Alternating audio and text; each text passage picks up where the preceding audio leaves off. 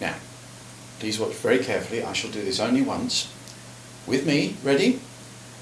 Down, 2, 3, hold, 2, 3, up, 2, 3, smile, 2, 3. And thus we have all learnt to bow.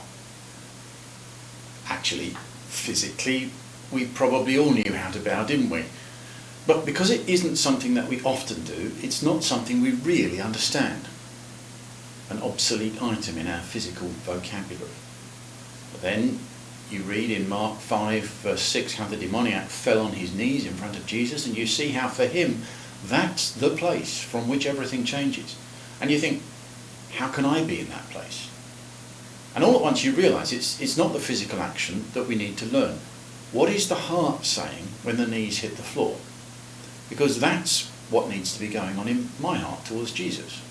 Millions of people every day get down on their knees and get up again unchanged in heart and mind, having gone nowhere near Jesus.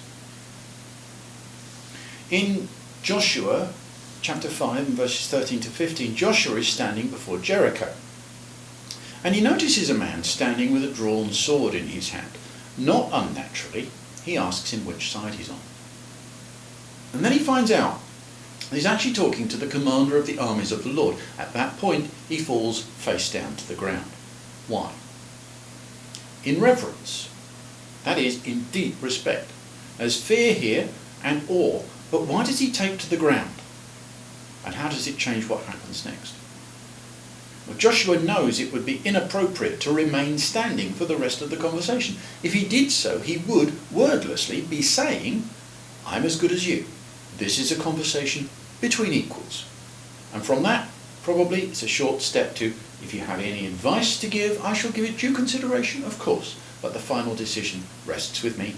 I'm the one doing the fighting. And that way the walls of Jericho never fall.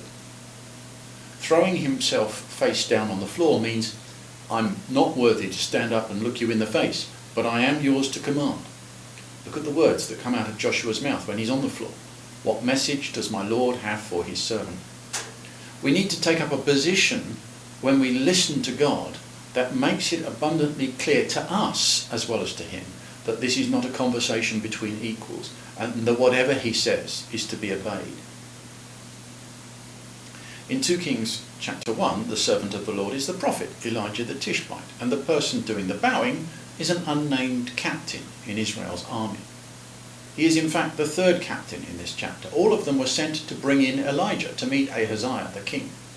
The first two captains did what army captains do when they are in command of 50 armed men and faced by one who is unarmed.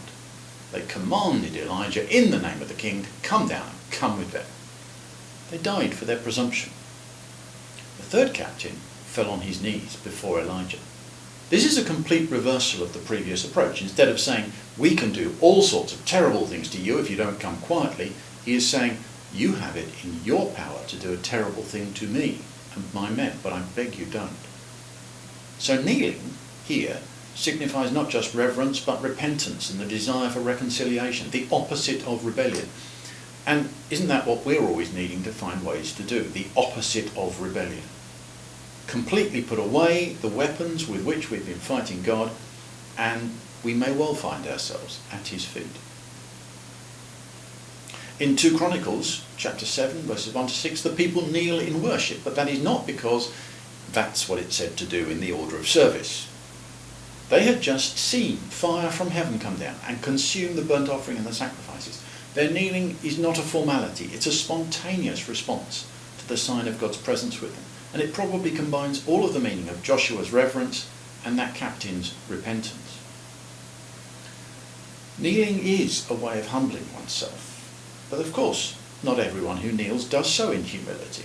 Like fasting, it can be done for all sorts of reasons. When we really want to express reverence, repentance, and a desire for reconciliation, not all of us will be able to get down on our knees. But we can all find equally appropriate physical ways to recognise and respond to the presence of Jesus. For instance, as Paul writes in Ephesians 5:21, submit yourselves to one another out of reverence for Christ. And if you have been, thank you for listening.